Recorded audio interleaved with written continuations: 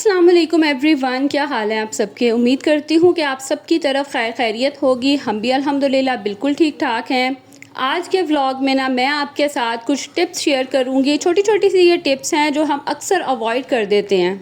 तो चलिए व्लॉग जो है ना वो स्टार्ट करते हैं। यहाँ पे ना मैंने अपना सारा घर वगैरह क्लीन कर लिया था, किचन क्लीन कर लिया था और उसके बाद ना आज कुकिंग का काम जो था वो तो शाम में ही मैंने करना था। मेरे पास अभी ना ये 2-3 घंटे थे जो फ्री टाइम था। बस मैंने फिर हस्बैंड के सारे कपड़े निकाल लिए जो उनके घर में भी पहनने वाले या बाहर आने जाने वाले, वो सब जो है ना मैंने कहा, मेरी कोशिश थी कि जितने मैक्सिमम मैं प्रेस कर सकूँ ना वो मैं कर लूँ।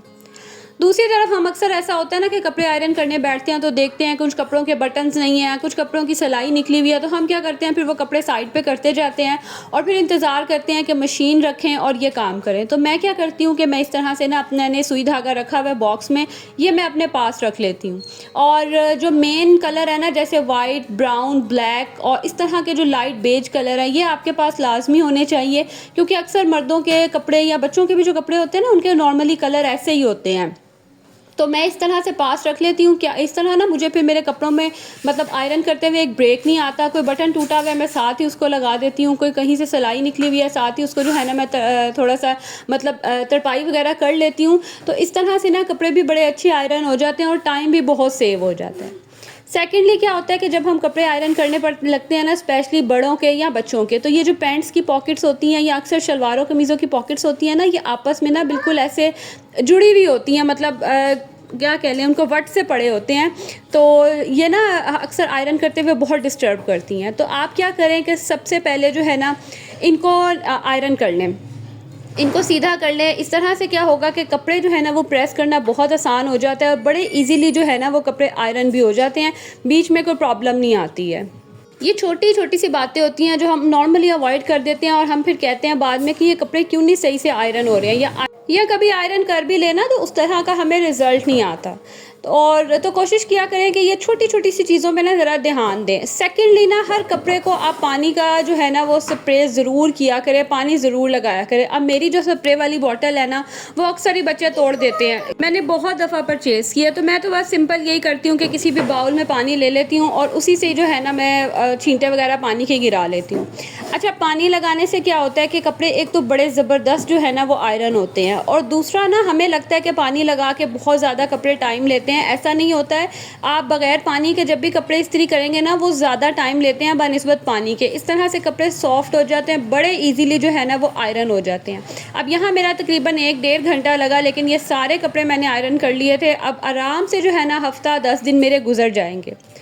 कुछ कपड़े होते हैं जिन्हें कलफ लगाने की ज़रूरत होती है, तो और कलर कपड़ों को कलफ किस तरह से लगाना है ये भी मैं आगे आपके साथ शेयर करती हूँ। यहाँ पे मैं आपको दिखा रही थी कि कपड़े देख लें इतने काफ़ी हद तक आयरन हो गए थे, तो मुझे ना बड़ा ही सुकून मिल गया था और अलमारी भी बड़ी साफ़ और नीट सी लग रही थी। अच्छा, यहाँ ना ये मैं आपको बैग दिखा रही थी। ये बैग ना मेरे हस्बैंड लेके आए थे। कभी कभी वो इस तरह की चीज़ें लेके आते हैं। मुझे याद है एक दफ़ा पहले भी वो एक बैग लेके आए थे बड़ा, वो भी काफ़ी एक्सपेंसिव था और मैंने बहुत यूज़ किया था। जब लेके आए थे ना तब मतलब मुझे लगा कि नहीं सही नहीं है, ज़्यादा स्पेशियस नहीं है, लेकिन वो मैंने बहुत यूज़ किया था। अब मेरे लिए ना ये वाला बैग लेके आए हैं। ये गए हुए थे एग्जीबिशन पे, चाइना की एग्जीबिशन थी, तो वहाँ से ही जो है ना ये लेके आए थे और ये चाइना का ही जो कोई ब्रांड है उससे वहाँ से ना ये फिर लेके आए थे। खैर यहाँ पे अब मैं आप लोगों को बताती हूँ कि अक्सर हम जो स्पेशली मर्दों के कपड़े होते हैं जिनके हस्बैंड्स वगैरह जो हैं वो शलवार कमीज़ पहनते होंगे कॉटन की, या आप ख़ुद भी अगर अपने कपड़ों पे कलफ लगाती हैं तो अक्सर प्रॉब्लम ये आती है कि जो कलर्ड कपड़े हैं जैसे ब्लू ब्लैक हो गए उनको कलफ भी लगानी होती है, लेकिन सिंपल कलफ लगाए ना तो वाइट से स्टेन नज़र आते हैं।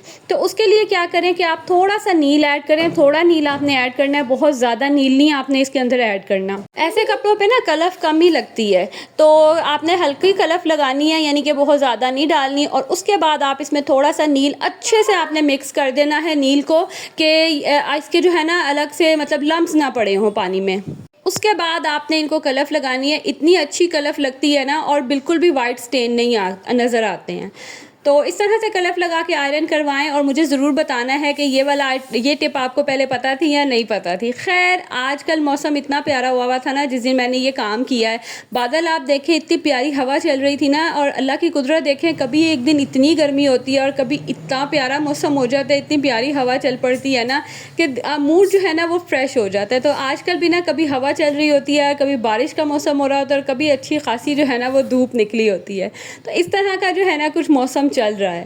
खैर, उसके बाद मैं थोड़ी देर ऊपर आई, मैंने थोड़ा मौसम एंजॉय किया और फिर मैं आ गई थी नीचे, क्योंकि आज मैंने बनाना था खाना। मैंने आपको बताया ना कि पहले टाइम नहीं था, मतलब मैंने आयरन कपड़े किए, लेकिन गैस नहीं होती ना दोपहर में, तो फिर दोपहर में खाना नहीं बनता। इसीलिए मैं ना फिर शाम में बनाती हूँ, क्योंकि रात में हम सब खाते हैं तो ताज़ा ताज़ा जो है ना मैं शाम में बनाती हूँ। साथ ही यहाँ मेरा खाना बन के रेडी होता है, तो हस्बैंड आ जाते हैं तो फिर ताज़ा ही जो है ना हम सर्व करते हैं। खैर, आज मैंने बनानी थी ये तोरियाँ, और ये ना बच्चे कम ही शौक़ से खाते हैं, स्पेशली शहान तो कम ही शौक़ से खाता है, हसन फिर खा लेता है, लेकिन मुझे इतने मज़े की लगती हैं ना ये, और चिकन वगैरह में भी बनी हो या दूसरे गोश्त में बनी हो तो और मज़े की लगती हैं। लेकिन मैंने आज सिंपल ही बनाई, क्योंकि मैंने एक दिन पहले भी चिकन बनाया था, तो आज ना मेरा मूड नहीं था कि इनको दोबारा मैं चिकन में बनाऊं, तो सिंपल ही मैं बनाऊंगी। और ऐसा है कि बच्चे हस्बैंड खा लेंगे, मैं खा लूँगी, और बच्चे जो है ना फिर ये नहीं खाएंगे, तो बच्चों के लिए कुछ और जो है ना फिर मुझे इंतज़ाम करना पड़ता है, साथ रखना पड़ता है। खैर, यहाँ पे अच्छा, इनकी एक बनाने की टिप ये होती है कि इनको कट करके ना फ़ौरन आपने कुक करना है। ज़्यादा देर आपने इनको पानी में नहीं रखना। ज़्यादा देर पानी में रखेंगे ना तो ये बहुत ज़्यादा पानी रिलीज़ कर देती हैं, और फिर इनको पकाना जो है ना वो बहुत ज़्यादा टाइम टेकिंग हो जाता है। अभी यहाँ मैंने बिल्कुल थोड़ी देर के लिए डिप किया था, जितनी देर में मैंने मसाला वगैरह रेडी किया, लेकिन फिर भी आप देखें इन्होंने कितना पानी जो है ना वो रिलीज़ किया था। फिर मैंने तेज़ आँच पर जो है इसको पकाया, और फिर जाके जो है ना इसका पानी खुश्क हुआ।